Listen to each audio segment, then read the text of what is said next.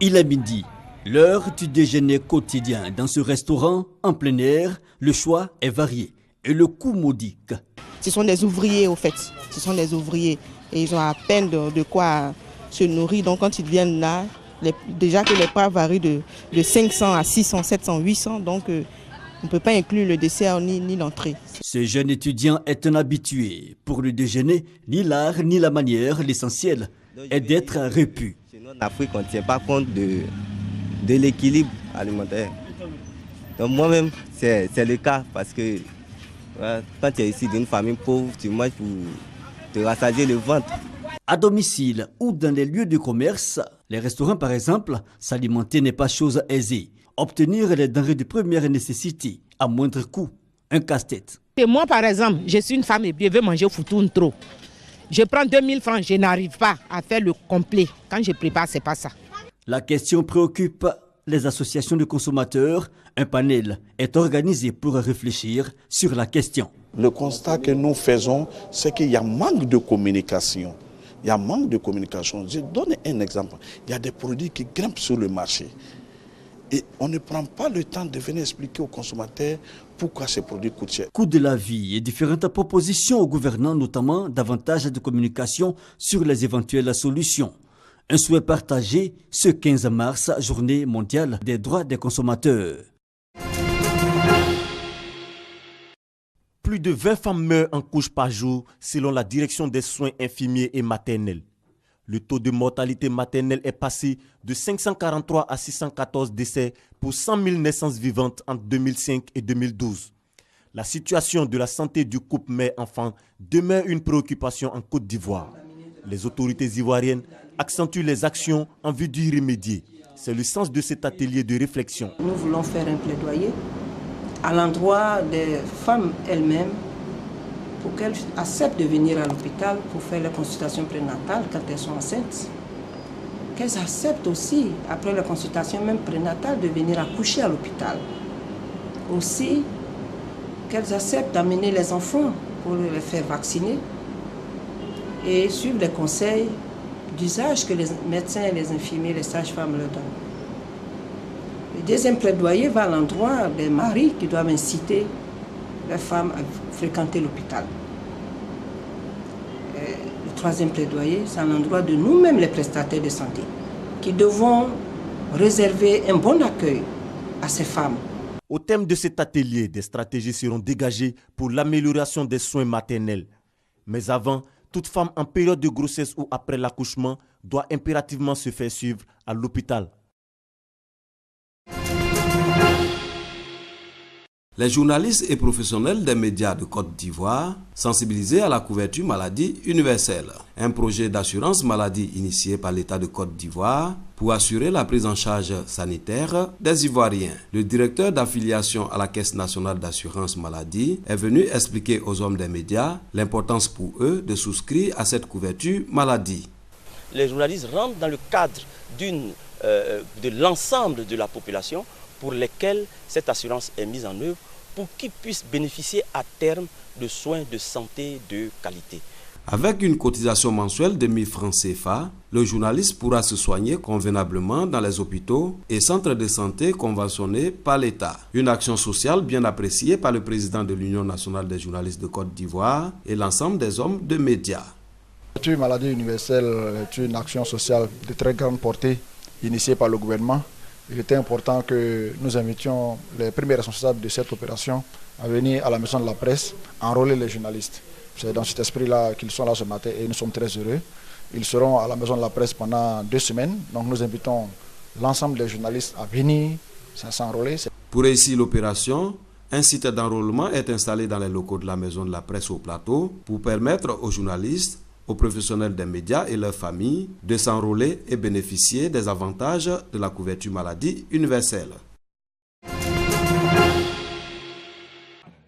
Un nouveau membre dans la grande famille de l'UGTCI, l'Union générale des travailleurs de Côte d'Ivoire. Il s'agit du RDID, le Rassemblement des douanes ivoiriennes pour le développement durable.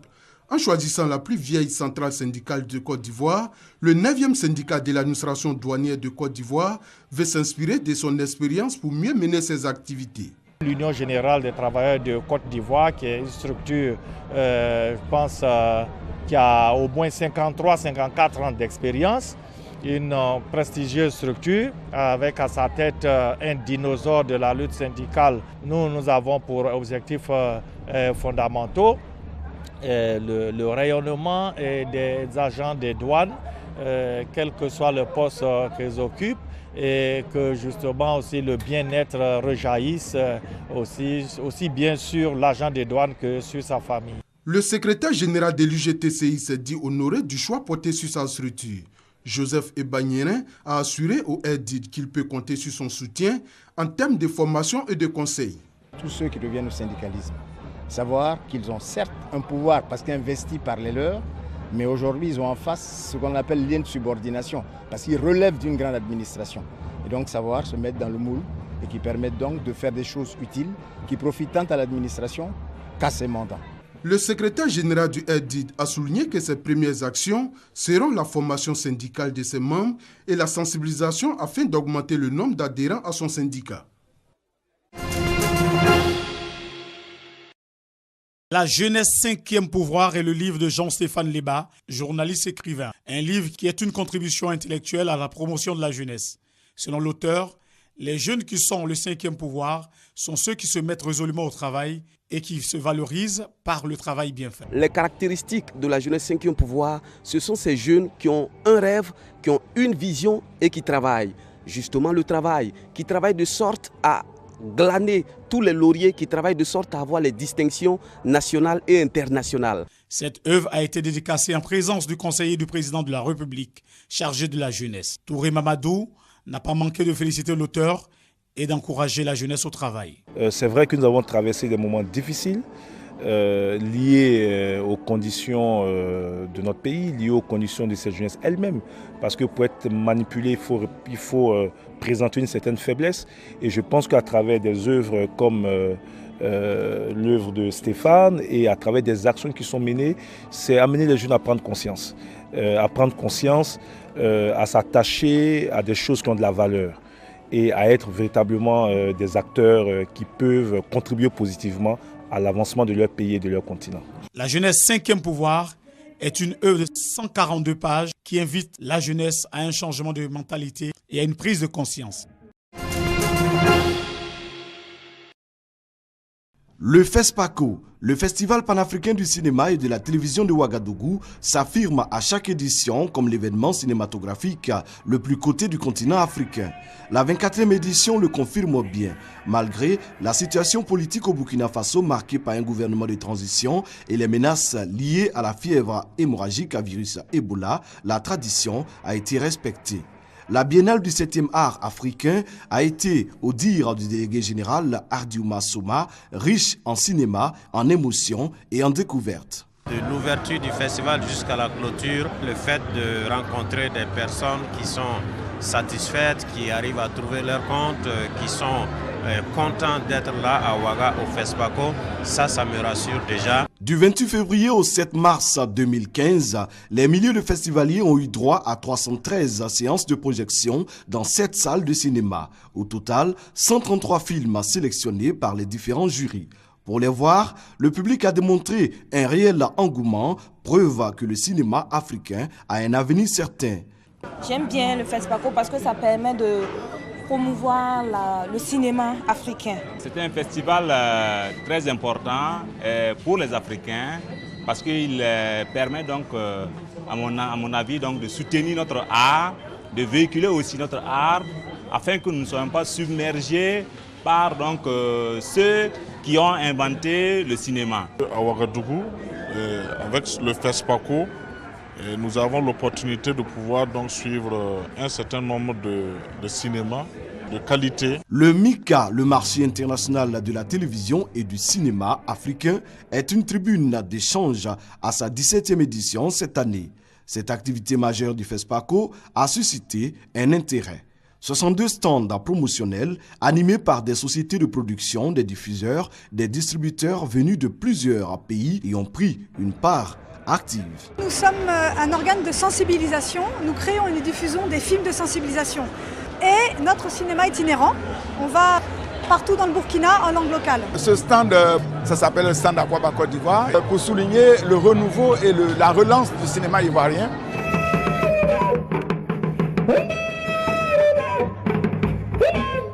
La culture burkinabé s'est également exprimée à travers des danses et des représentations artistiques mettant en exergue valeurs traditionnelles et rythmes du Burkina Faso. C'était à l'occasion de l'hommage aux cinéastes africains disparus.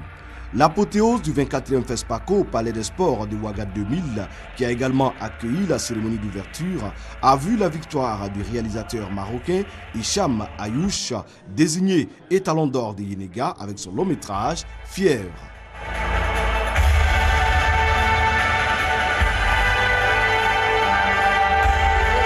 Plusieurs prix spéciaux ont été également décernés. La Côte d'Ivoire a remporté le prix spécial du jury, doté du trophée Félix Houphouët-Boigny du Conseil de l'Entente avec le long métrage Ran de l'Ivoirien Philippe Lacotte.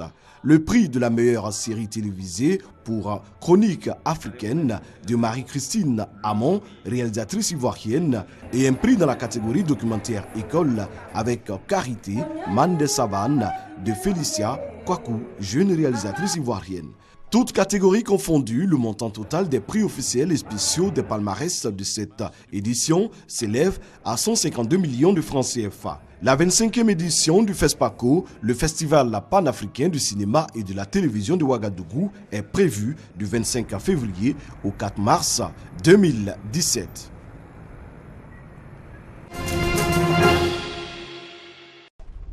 Les femmes âgées d'abord, les hommes ensuite. Chacun son tour, les habitants de Massakane, dans le nord-est de l'Afrique du Sud, viennent chercher leur chargement hebdomadaire de charbon.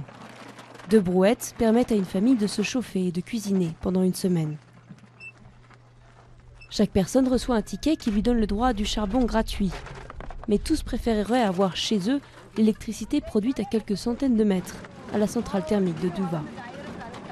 Quand je tousse, c'est noir, donc c'est le charbon. Je vais à l'hôpital parce que je tousse beaucoup, j'ai très mal à la poitrine. C'est incroyable, l'électricité est produite juste à côté, mais nous, on l'a pas chez nous. L'Afrique du Sud a été le premier pays électrifié du continent en 1881. Depuis la fin de l'apartheid, plus de 6 millions de foyers ont été équipés. Mais le réseau mal entretenu, pas modernisé, sature en permanence et 15% des ménages n'ont toujours pas le courant. Dans ce lotissement informel, seuls les habitants les plus riches ont les moyens de se faire raccorder. Mais tous subissent la proximité avec la centrale à charbon. Nous voulons vraiment avoir l'électricité, nous en avons besoin. Nous avons des enfants qui vont à l'école, c'est très difficile de faire les devoirs à la bougie. Le pays dépend à près de 90% du charbon pour produire son électricité. En hiver, la saison sèche, la poussière de coke couvre le sol, les murs, les tables à l'intérieur. Escom, la compagnie nationale d'électricité, veut réduire les émissions polluantes à l'aide de nouvelles technologies propres, notamment dans les vieilles centrales. Mais le gouvernement n'a pas les fonds nécessaires pour l'instant. Le projet va coûter plus de 5 milliards d'euros. Ils nous ont donné la permission de retarder l'installation de certaines nouvelles technologies. Ils disent que ce sont des bonnes mesures, mais pour le moment, nous n'avons pas assez d'argent pour les mettre en place. Certains habitants de Massakane travaillent à la mine attenante à la centrale et portent alors des masques à gaz obligatoires. Mais de retour chez eux, l'électricité, c'est de la poussière dans les poumons et des lignes dans le ciel.